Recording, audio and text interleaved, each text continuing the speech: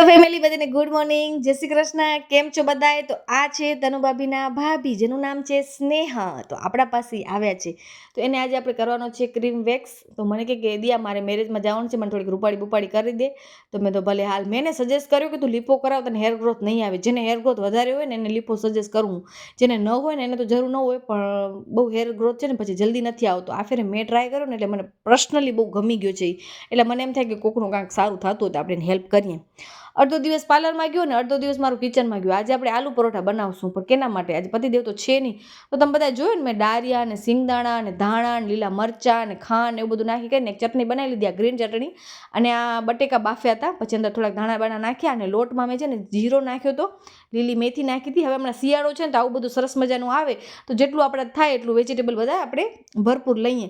અને બસ મેં આલુ પરોઠા 2-4 પહેલાં બનાવ્યા. પછી મને એમ હતું કે પતિદેવ રાતના ભલે ને મોડેકથી આવશે તો ટેસ્ટ તો કરશે.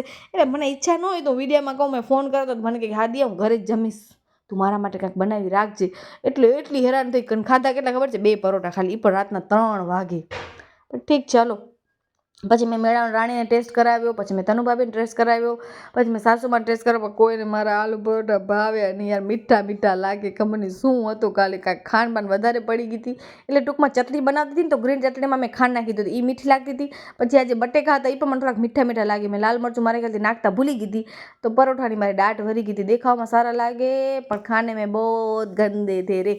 પણ ભૂખ લાગ્યું એટલે બધું પેટમાં હાલ્યું જાય યાર, કોને કેવું. પછી રાતના 10-10:30 વાગ્યા મેં માંડ ફ્રી થયા. ને આટલા બધા પરોઠા હું શું કામ બનાવું, કેને ખવડાવીશ? પણ સવારે ઉઠીને જોયું તો થોડા ઘણા ખવાઈ ગયા હતા. એટલે ટૂંકમાં